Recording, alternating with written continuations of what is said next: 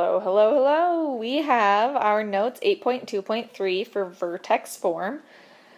It is a beautiful Friday. Happy Friday, everybody. Let's start off with a little warm-up, and I want you to label everything that you know vocabulary-wise on this graph. Pause and jump back on, please. The first thing that I'm seeing here is my y-intercept. That is hitting my y-axis. Then I see an x-intercept here. And that dotted line there, that's my line of symmetry. On the bottom there, that is your vertex. And the other last thing there is your x-intercept. The x-intercepts for the parabola above are 1, 0, and 3, 0. Write a possible equation for the parabola. Well, if my 0 is 1, 0, so that means my x-intercept equals 1. If I were to try to set that equal to 0, I would have to subtract 1 from both sides, and I would get x minus 1 equals 0. And same if my other x-intercept was 3, and I wanted to set that equal to 0, I would end up with x minus 3 equals 0. So those would be my two factors. So my factored form of this would be y equals x minus 3, x minus 1, or you could reverse those. That's just one option. There's actually lots of different parabolas that would have those x-intercepts. If I were to then write that into standard form, I'm going to do foiling in my mind. So my x minus 3, x minus 1, FOIL, the acronym, first, outer, inner, last. First, x times x, we got x squared. X times negative 1, minus x, minus 3x, and then multiply your two last terms, plus 3. That gets me an x squared minus 4x plus 3 for my standard form. Put a y equals in there. That's FOIL.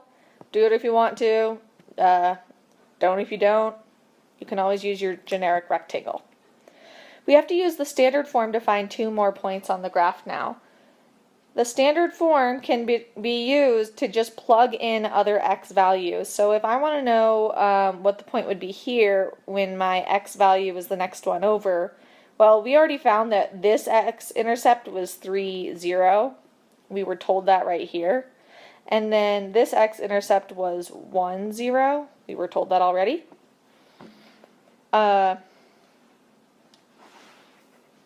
Also, if this is our standard form, we can find the y-intercept really easily from that. Don't forget that your y-intercept is always that last term in your standard form. So here's my standard form. That last term is a positive 3 there. So that means my y-intercept must be the point 0, 3.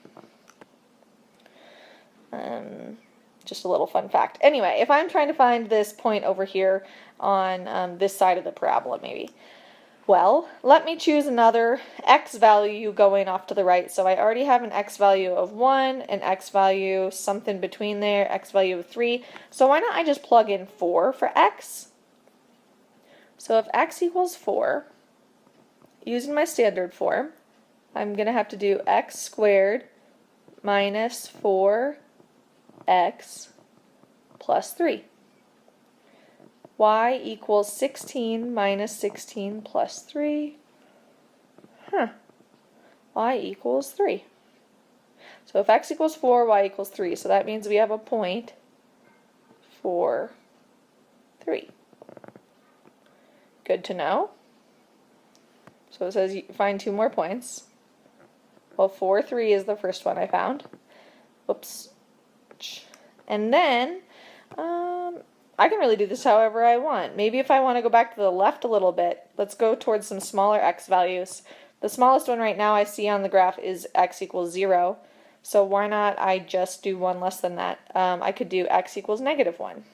And if x equals -1, y is going to equal -1 squared minus 4 times -1 plus 3.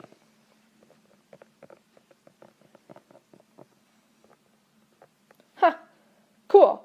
So the point -1, 8 is also on my graph. Okay, so -1, 8. The next part of this asks us to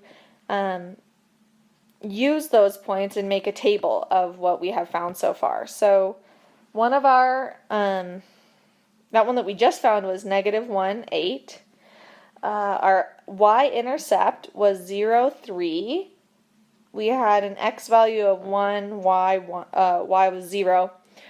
We have not found out what the y value is if x equals 2. I'm just going to write down 2 but not fill that in yet.